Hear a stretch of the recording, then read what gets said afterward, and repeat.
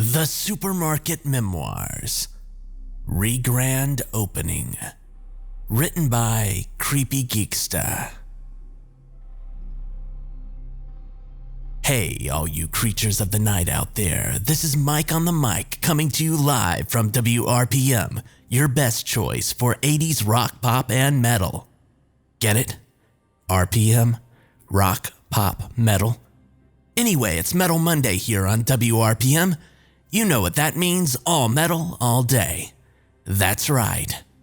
Our next 20 minutes of continuous rock block is brought to you by Barnaby's Grocery Store. Barnaby's, shop till you drop. You'll hear head-banging hits from bands like Metallica, Judas Priest, Iron Maiden, and Manowar. We're gonna start things off with a little bit of Slayer, Rain in Blood. Okay, I'm not really a DJ. There is no WRPM, and there's no music playing. It's just something that I do to entertain myself. Hi, I'm Mike, the new grocery manager here at Barnaby's. Unfortunately, the previous grocery manager was killed in that freak storm a couple of months ago, but that's a different story. May he rest in peace. Anyway, my dream job is to be a radio DJ. No, not that kind of DJ that you see in clubs or at parties or wedding receptions. No, an actual DJ. I know, with today's modern technology and apps like Pandora, Spotify, iHeartRadio, Google Play, etc., you can be your own DJ. But still, that's what I want to do. Anyway, as I said, I'm new here. I got hired on just as they were getting ready to restock the shelves for the grand reopening. Anyway, I used to work at one of those big-name grocery stores, but I got tired of being a trained monkey. They would tell us what product to put where, what displays to build, and when to take them down, and at what time you had to get it all done by. It was way too micromanaged. But here at Barnaby's, I get to think for myself, use my brain a little. I like that. Anyway, I'm not the only newbie here. There's Ryan, he replaced Tommy, who finally got his RN license. And he's now working full-time plus at the local hospital, or so I've been told. Then there's Justin, he replaced Jimmy, who finally got his dream job of working with the ASPCA, full-time. Just like he wanted. Stuart told me that. There's a bunch of new deli workers, cashiers, produce help, stock crew. We were all in orientation together. Now, that was the most boring 5 hours of my life. Anyway, then there's the new assistant manager, Catherine. She says to call her Kitty, but that's a different story. Stephen told me that the old assistant manager fell in love with one of the carnies from the carnival last year and ran off to join the circus. Anyway, now let me tell you, the new assistant manager could manage me any day. Yes, ma'am. Wait, what? Did I say that out loud? Never mind. Please don't call HR. Anyway, apparently she's really good friends with Mr. Barnaby. He's one lucky man. I think that she's the previous owner of this property, but that's a different story too. Anyway, I was talking to her the other day while trying to not drool on myself, and she said that since she had people to run her theater, she thought that she would help Mr. Barnaby out for a little while. Even though the whole Indian burial ground thing still freaks her out. What Indian burial ground thing? I thought to myself. Anyway, with just one look at this place, I can tell you that Barnaby's is a very old store. We don't have any of those big metal gondolas to display our products, like the big name stores do. Now, for those of you that don't know what a gondola is, it's a large metal fixture with adjustable shelving on both sides. They're used in grocery stores, department stores, well, basically any store that has a product that needs to be displayed for sale. They're usually placed side by side, in rows about 10 feet apart, bolted together, as well as being bolted to the floor. thus creating aisle 1, aisle 2, and so on, like you would see in most stores. Anyway, like I said, we don't have any of those. No, we have large, freestanding bookcases placed back to back and side to side, creating our aisles. They are bolted together, but not to the floor, which makes no sense to me. Anyway, let me tell you what happened a few days ago at the grand reopening. I'm gonna pass this story on to Mr. Barnaby the next time I see him. Now, this place was looking sharp thanks to the new investors.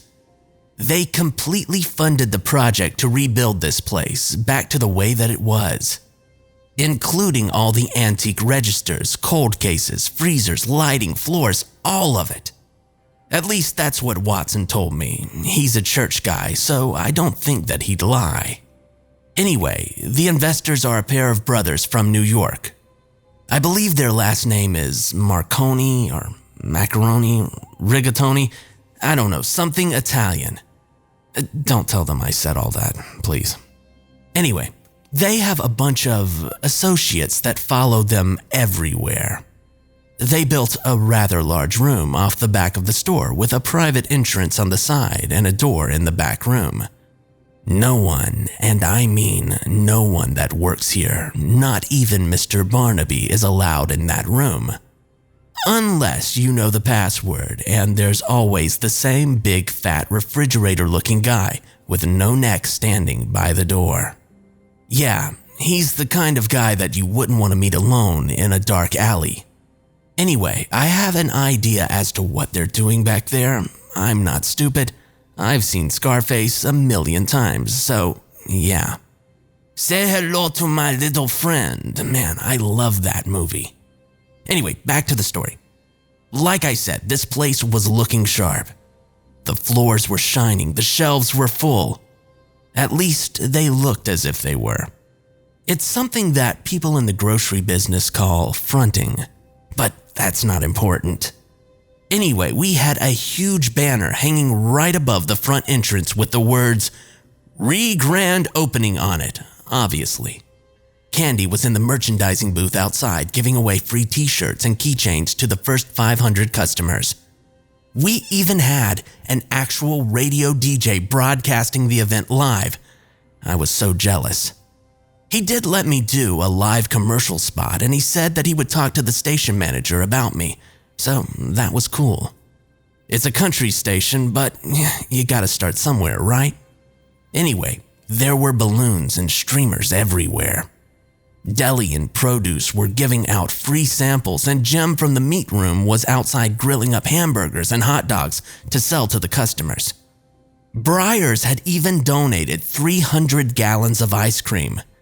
They had this huge refrigerator truck set up on the side of the store, giving away free ice cream. Now, it was mid-July and about 90 degrees outside, and this place was packed. Mr. Barnaby was standing just inside the front door, greeting the customers as they walked in, kind of like a Walmart greeter would do.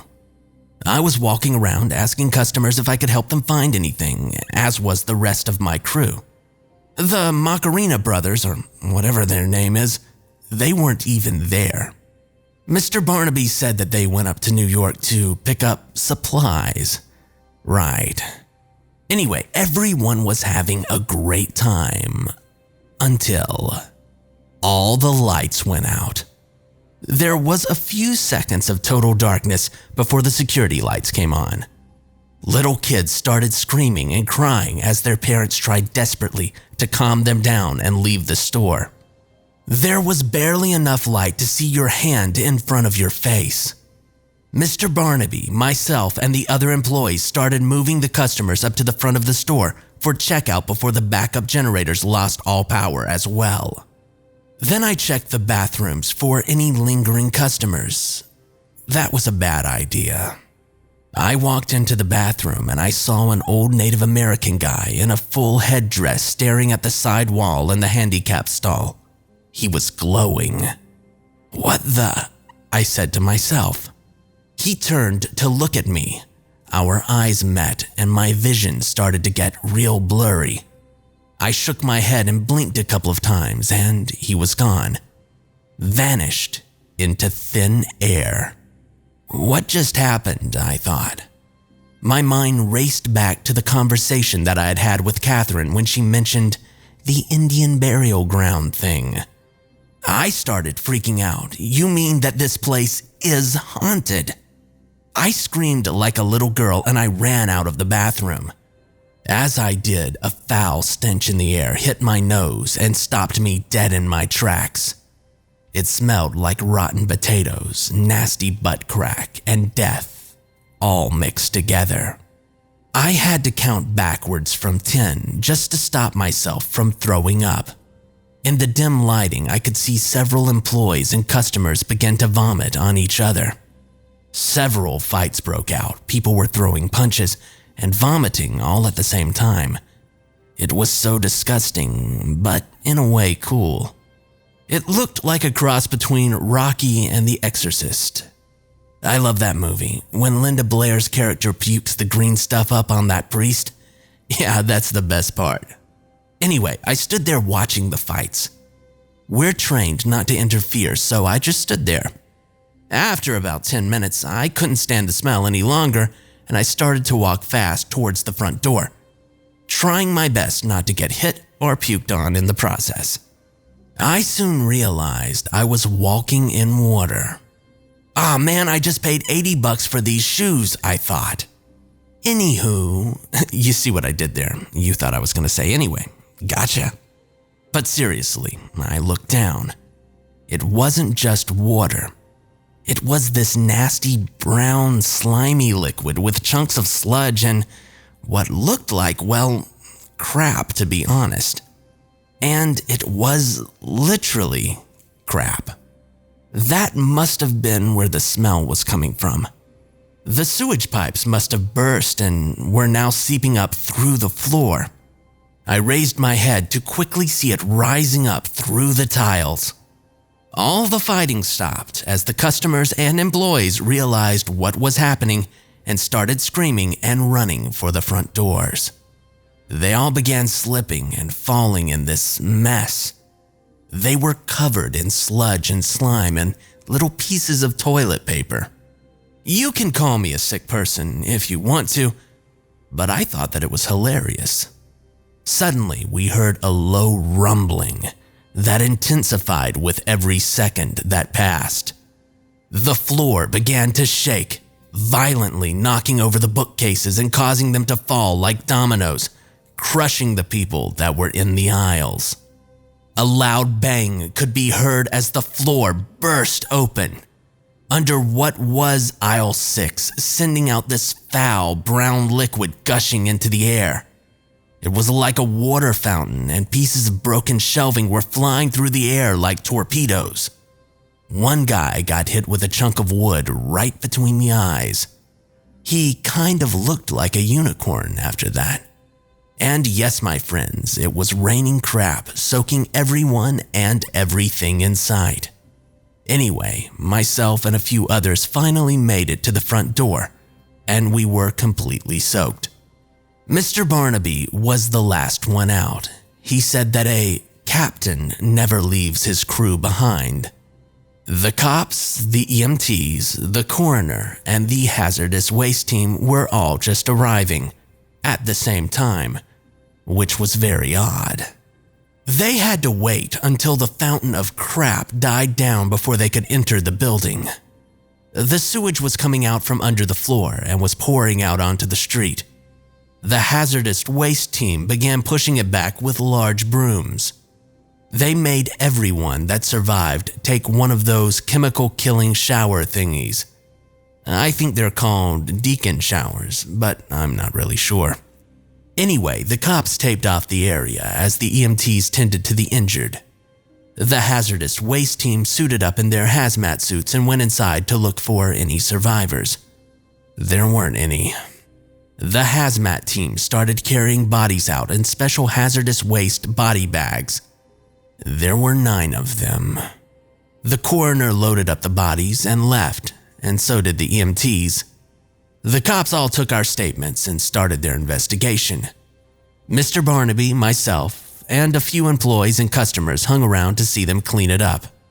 Anyway, the hazmat team called in their tanker truck to suck up all the sewage. They had this long hose-like thing connected to the truck. One guy was in charge of walking around in his suit and sucking it all up. Man, they couldn't pay me enough to do that crap. That was my failed attempt at a joke. Anyway, they get it all cleaned up. Then they began to rip everything out from the store that had come into contact with that mess. Which was basically every single thing. The floors, the walls, the ceiling, all the cases, all the bookshelves, everything down to the frame. Barnaby's has been completely gutted. All of the packaged foods and fresh products were thrown away. The canned goods were donated to the local food bank. We had to take all the labels off, of course, and write on the cans in black Sharpie exactly what it was. It took 4 days to complete everything. Anyway, my brother-in-law, Chris, is a plumber. Mr. Barnaby hired him to fix the pipes. He did it for free and made me help him. It was so disgusting. Anyway, Chris found 2 reasons why the pipes got clogged and caused the eruption. One, when the McIntosh brothers rebuilt this place, they used 3-inch pipe instead of continuing to use 6-inch pipe that was supposed to be used in the original build. They put the 2 pipes together using a 6x3 coupling just to save money, the idiots.